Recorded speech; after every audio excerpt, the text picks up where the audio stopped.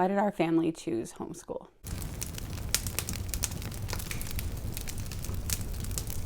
Welcome to Candlewick Library. I'm Cheryl. We're currently on our 7th year of homeschool, but why did we start homeschooling? Through the years, a lot of people have asked us that, and I realized I'd never really talked about that on here yet. I haven't made as many homeschool videos on this channel as I planned on, and that is something I want to change going forward. I do want to have more homeschool content, although most of it still will be books and our curriculum, things like that. When I was in high school, we had a preschool program. That was for 2 hours every day, and I was a part of that. I loved teaching preschool to the little kids. I did that my junior year of high school. Then my senior year of high school, I did it again, but I went to an elementary nearby for a special needs program and was there for 2 hours a day teaching in the special needs preschool.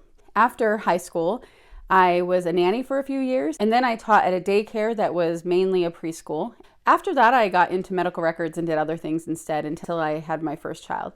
But so much of my history was working with children and teaching preschool. So when I had my oldest daughter, it came very naturally to me to want to teach her. She started reading at 3 years old. And so I started preschool right then. We used the Teach Your Child to Read in 100 Easy Lessons to teach her to read. I recommend that program to everybody. I personally believe that is the best way to teach your child to read. Both of my kids learned so fast, and my first daughter only went halfway through the book before she was done and didn't need to go any further and could read on her own. My second daughter, we did the whole book, and it took her a little bit longer because she wasn't as interested in the lessons, but she still ended up being a very strong reader. So as I started doing all of this preschool stuff with her, I had a couple of people that we went to church with that wanted to put their kids in preschool, and they brought their kids to me. So I taught my daughter and a few other kids as well. I never thought about sending my kids anywhere else for preschool because why would I pay somebody else when it was something that I had done for a job? It planted that seed of homeschool in my mind because I enjoyed teaching my kids. I've always enjoyed teaching children, but I enjoyed teaching my own children so much more. And I found it to be so rewarding and just so fun. And I loved the atmosphere it created in our home. But my husband was definitely not on board with homeschooling. And so I kind of had that desire, but I just put it to the side and thought, okay, I don't feel convicted that this is something I absolutely have to do. When she started kindergarten, she went to a school in Pleasant Prairie, Wisconsin. We lived in Kenosha.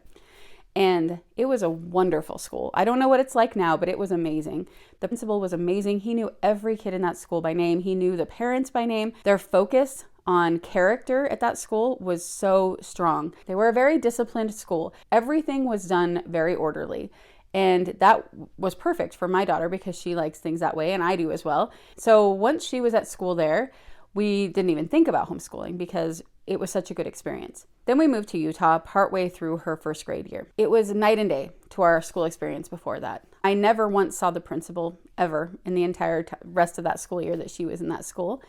And it just felt like they didn't care as much. And then I found out that my daughter was rushing through eating her lunch every day so that she could be out to recess. At her school before that, she had had lunchtime and then there was recess time.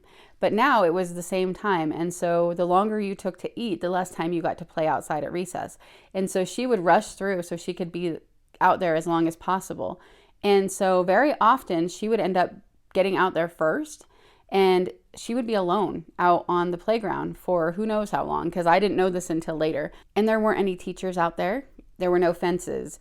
And so I came away from our experience there feeling like it was a very unsafe place for my child. She still believed in a lot of the things. Don't have little ears here if you don't want them to hear this. She talked about unicorns and Santa Claus, and her teacher would say in front of the whole class about how things were make-believe. She'd always been shy, but she became a lot quieter because she felt like every time I talk, I'm getting embarrassed. And then one day there was a kid in the class that was making fun of another kid, and she said to one of the other kids, "We should do something about this." And the other kid said, "Well, if you want to, you do it." And so she went up to the teacher and said, "This kid is being bullied by this other kid in the class," and told the teacher what the kid was saying. And the teacher told her to stop being a tattletale. And it was just really hard to get her to open up to people for a while. But luckily, after that, we did move. We went and had her tested at this school district's advanced program.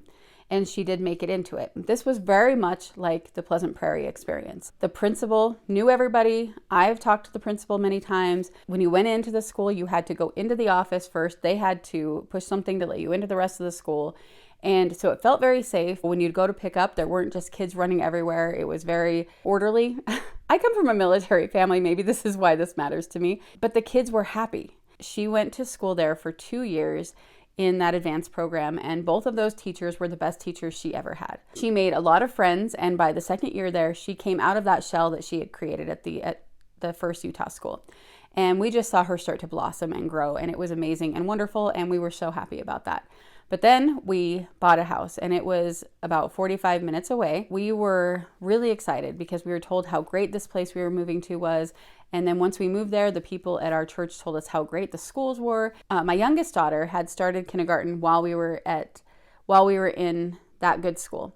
And they actually ended up bumping her to first grade and had her skip kindergarten, which I wish we hadn't done. But at the time, we all thought it was the right thing, so we did it. When we moved to the next place, she went to the neighborhood school, and then my oldest daughter was at another school because of the advanced program still. This was the year that everything really completely changed. My daughters, here they are at 2 very different schools, and yet they both had horrible experiences. My oldest daughter was in 5th grade. Her school had the safety precautions, some of the other ones did, and it also had a police officer there, but it didn't feel safe still. I don't even know how to explain it, how I didn't quite feel safe even though it had all of those things.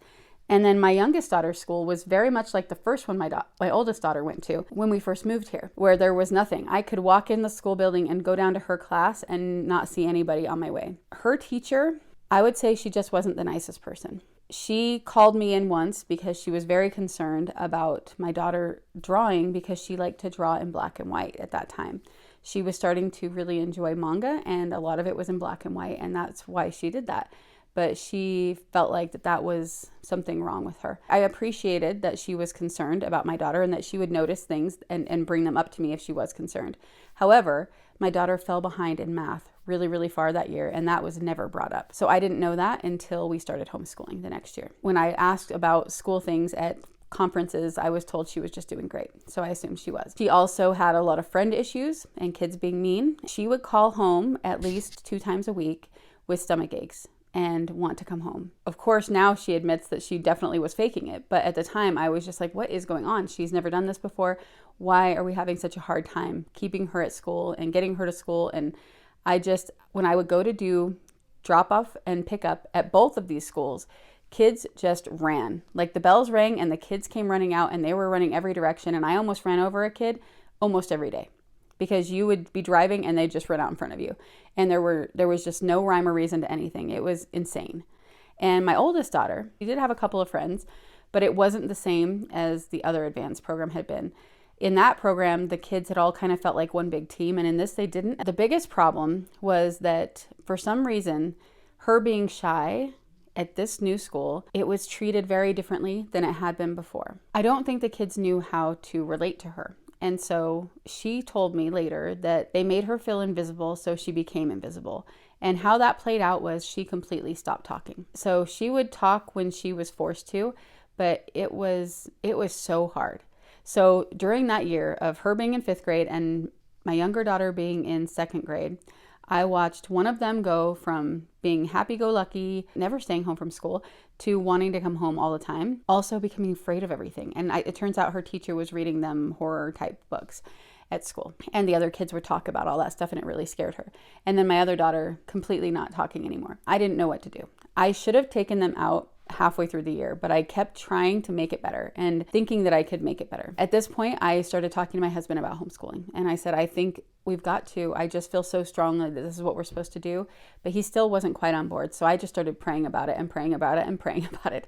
And I asked God, I told God that I felt like this was what we were supposed to do, and that if this was the path my family was supposed to take, or if this was the path that would be good for my daughters, that my husband would feel that and change his mind. The next day, he came home from work and said, okay, if you want to homeschool, we can homeschool. So that is the reason we chose to homeschool. So now we've been doing it for 7 years. Like I said, my oldest daughter is a senior and my youngest daughter is in 8th grade. It's been hard sometimes, and there's been times when curriculum hasn't worked out. I'll be talking about that in another video soon. But for the most part, we've really loved it. And I am so thankful I have been able to take this path with my daughters, the time we've been able to spend together, the books we've been able to read together, being able to watch them grow, watch them get better at things, and being able to customize their education to them and their way of learning and their interests, and also just being able to always know exactly where they're at. It's been such a rewarding and wonderful experience. So I am so grateful that we were able to homeschool, and we keep homeschooling because